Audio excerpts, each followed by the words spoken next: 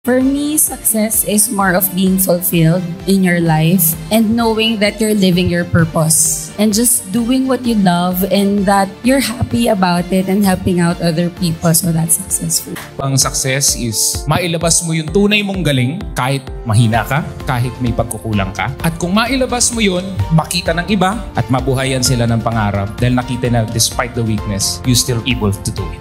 Hindi, yung tagumpay talaga, very subjective yan.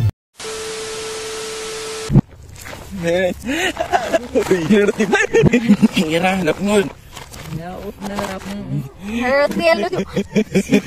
Gulungin na. Nangati ko ito kami ang tulog kami. Wala na. Mahanan ko na rumi ko.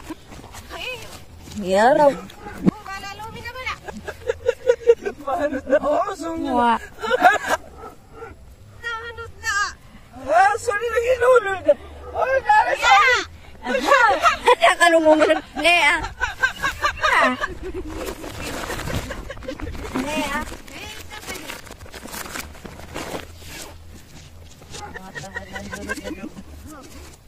Gabshar to na apa dia mas?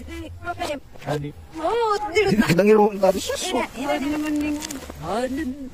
Kino. Ngiro ka na hati ko. Leo sa gabi. Hati ko sa gabi. Waya. Modelo di libro.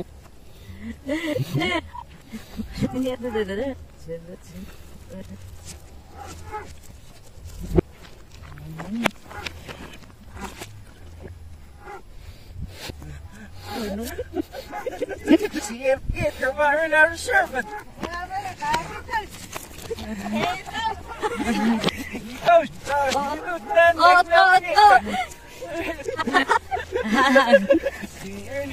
Hayakap na lihat. Loka na.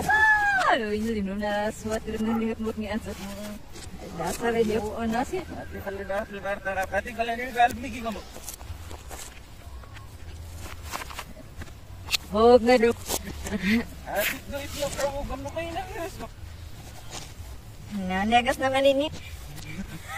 Atik do lang ni ko. No man talunik. No na otol ni bakit nila sumab, mi bakit nila bababa ko na. Eh, bakit yan o? Ay, ano? Yes, ay, ko. Ano ang success para sa'yo? Success is freedom to do what you want to do at any given time. In that, success is not defined with how many zeros you have in the bank, but how much happiness that you're accumulated within yourself and the capability of sharing it with the people around you. Pinaka-greatest form of success is leaving a legacy. For me, success is more of being fulfilled in your life and knowing that you're living your purpose and just doing what you love and that you're happy about it and helping out other people. So that's successful. Well, alam natin lahat na meron tayong kahinaan. Alam natin na pinanganak tayo with different draws in our cards. Para sa akin, ang success, despite getting a bad hand in life, you make do with it. You get better and better each time. Ang success is mailabas mo yung tunay mong galing kahit mahina ka, kahit may pagkukulang ka. At kung mailabas mo yun, makita ng iba at mabuhayan sila ng pangarap dahil nakita na despite the weakness, you still able to do it. Hindi, yung tagumpay talaga, very subjective yan. Diba? Ang tagumpay sa iba, yung pera o oras na pamilya. May mapatunayan sa buhay. Lahat po tayo dito, huwag tayong mabulag at ipamuhay ang buhay ng ibang tao. Kung para sa iyo ang tagumpay, yun na nga, makapag-provide lang sa pamilya mo na simple lang buhay. Kahit wala kang malaking bahay, masaya yung buong pamilya, tagumpay. Alam mo po, pagpilit natin hanapin ang mga bagay na wala sa ating buhay, napakalungkot ang buhay. Pero kung bibilangin mo lang araw-araw kung anong biyaya sa atin ng Diyos at marunong kang magpasalamat, ikaw ay matagumpay. Ano ang failure sa'yo?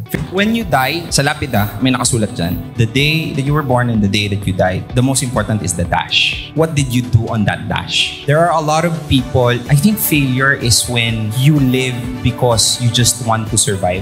Everybody dies, but not everybody actually lives. Because most people are just living because they just want to exist. And I think if you're living a life just to barely exist, that in itself is failure. Kasi sabi nga nila, di ba? You only live once. But I disagree. You die once, but you live every single day. But most people don't choose to live because something is stopping them from actually living. The worries, the pain, the baggages, revenge that they wanna live up to. The thing that they want to achieve before becoming happy. Pag naabot ko to, pag na-prove ko sa kanya, masaya na siya. Masaya na ako. And failure is living that dash. If it was not worth it, okay lang magkamali, okay lang. But in your deathbed, if you can actually say that I've lived a full life, that is not a failure. Failure is part of a journey. Sa buhay natin, talagang mangyayari yung failure na yun. Pero ang importante kasi yung after the fact ng failure na yun. Anong ginawa mo after? Nag-strive ka ba? Bumangon ka ba? Or nag-stay ka na lang dun at tumambay ka na lang dun? So, it's the journey itself.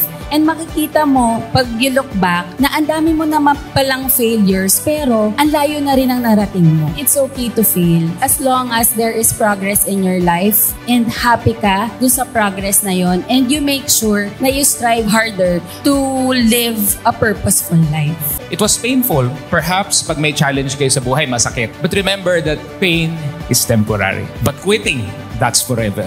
Seriously, let's be realistic. Magpakatotoo tayo. We all want to avoid failure. Because failure is pain. Pero failure is not the person. It's a one-day event. Hindi pagkatao mo ang nag-fail. Nag-fail ka lang sa ginagawa mo, sa negosyo mo. At saka please lang naman sana, kung mahirap ang sitwasyon mo ngayon, wala kang pera, huwag mong sabihin, mahirap ako. Mahirap lang ang sitwasyon mo, pero hindi yung pagkatao mo.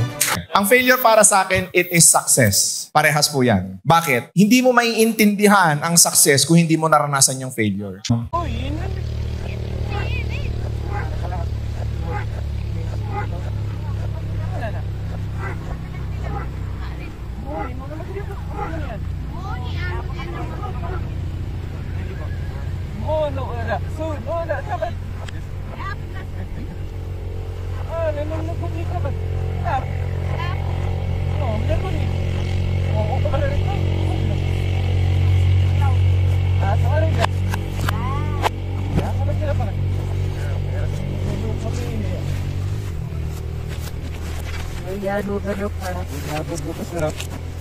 Ay, at nang gulo talat.